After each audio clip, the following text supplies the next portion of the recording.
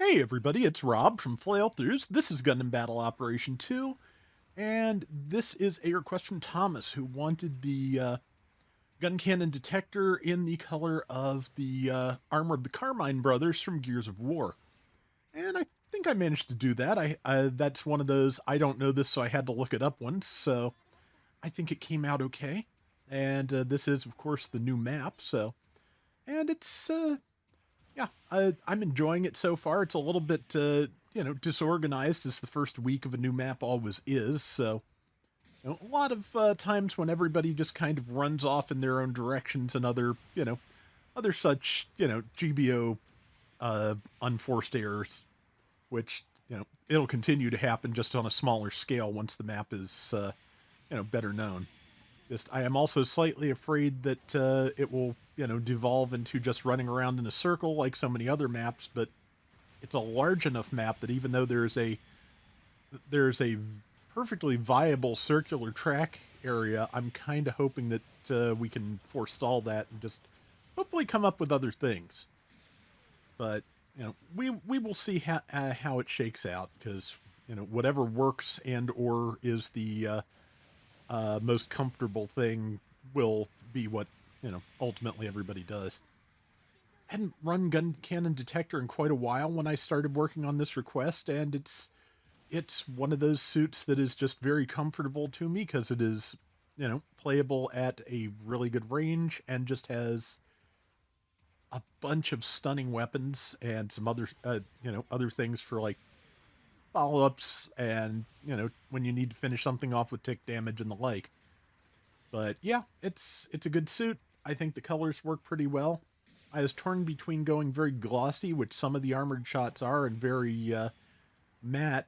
So I kind of compromised on a fairly glossy finish and a relatively high for how I usually do things level of weathering. So I think it came out pretty well. Yeah, man, brain is just as usual gone, but there is there are a whole bunch of videos up on YouTube at the moment showing on the Japanese Gundam channel, showing a bunch of like G-Quux merchandise, interviews with the cast, things like that. No translation, I'm afraid, but if you want to see, some of the upcoming, possibly slightly spoilery high grade kits, then the information is up there. And yeah, I figure by the time the show starts airing at the beginning of April, which is April 8th, is looking like the first episode. We are not even going to be pretending to hide the big twist that the various pre-production details and the beginning movie all kind of spoiled. So, well, can't call it spoilers when it's in the actual show, but you get what I'm saying, probably, maybe. But yeah, right now, just having the little bit of, oh man, this I feel so bad for this poor Titania because it just keeps getting directly into my line of fire. And I think I sent sorry the first time. Second time, I was just more concentrating on dealing with this Siskudo up in my face. So yeah, and the one thing the Guncannon Detector does not have, not actually being, of course, a gun cannon, but somewhere in the Methus development family, I believe, does not have balancers. So it does have, it does have that great, boot to the face attack, but you have to be really careful about trying to land it because you can't just boost up and do it. I was trying to do it there, but the Dryson had its tri-blades ready to go, so didn't work out. Here is, I believe that is the Sleeves Yagdoga, which I believe the idea is that it is a basically Wes's damaged Yagdoga with a Gyaradoga arm plugged in and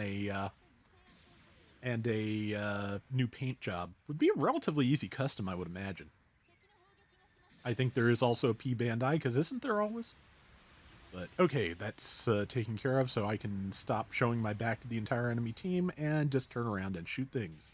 Siskudo's back. Judging by the damage I'm getting, it has not put up its eye field yet. That's fine by me. But yeah, so far so good. The I could stand up top and have probably better firing angles on some of these things, but also just, of course, you are a gigantic target when you're on top of everything. Yeah. Let's see. But yeah, I haven't rolled the Doga yet. I did finally roll the narrative Gundam with its ridiculously long reaching air usable in air rider kick. So eventually I will throw a color scheme at that and try and get a video with it. But yeah, I just lucked into being able to get a couple of requests done the last couple of days. So I am very happy about that. Okay, and that high mobility camphor is definitely having some connection problems. Oh, that's not a high mobility camphor. That is a Stark Jagan. That's a slightly different thing. Slightly very different thing. And luckily its timing was off, so I got iframes before it was able to kill me. It's going to have another shot now. I have no idea what happened there, but at least I'm able to keep it stunned. Boot missed, which means I am just gonna I have no idea how I survived this long, but that's about to stop. Yep. Okay, either my defense is really good or the Stark Jagan does not have very good Vulcans, because with 82 health left, it took it two Vulcan shots to finish me off. That's kind of impressive, honestly. So, okay, yeah, very slight lead. We are all kind of not on the field at the moment, so looks like everybody is taking their own point and throwing out support fire, so okay, yep. That is everybody, so I'm just going to sit here, I think, and probably not intervene until there's another mobile suit on the field, because, yeah, I don't want to get focused down. Yeah, I saw somebody moving out as though they were headed for their mobile suit, but if so, the enemy team, yeah, enemy team blew up number one's suit before they could get to it. Unfortunate.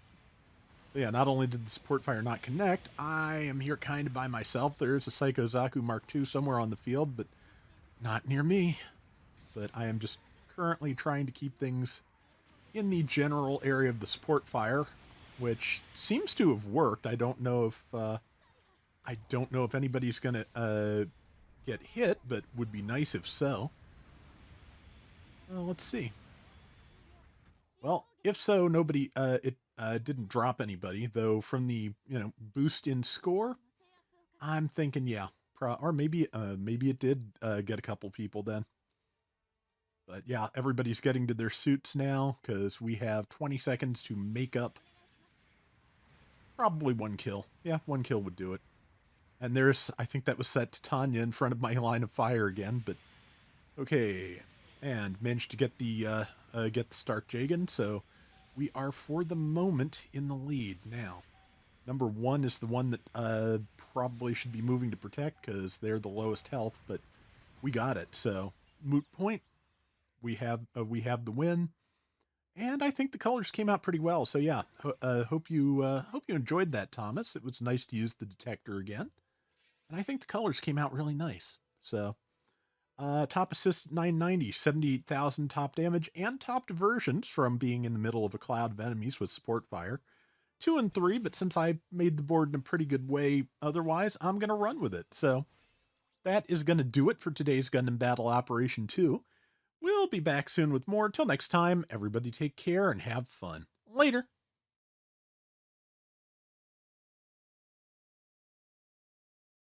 But yeah, I think I can say without spoilers about the G-Quux kit shown off at this Gundam event.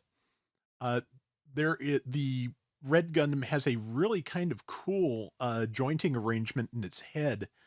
It can look almost straight up via a set of hinges that just move the central head up while the side vents don't tilt back. It looks like it kind of works like the neck joint in the Robot Spirits anime Gundam, except intentional. That's the best way I know to put it.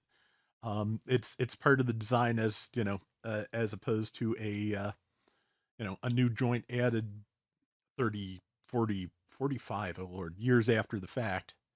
I keep forgetting I'm as old as Gundam and I am not 30 or 35. So yeah.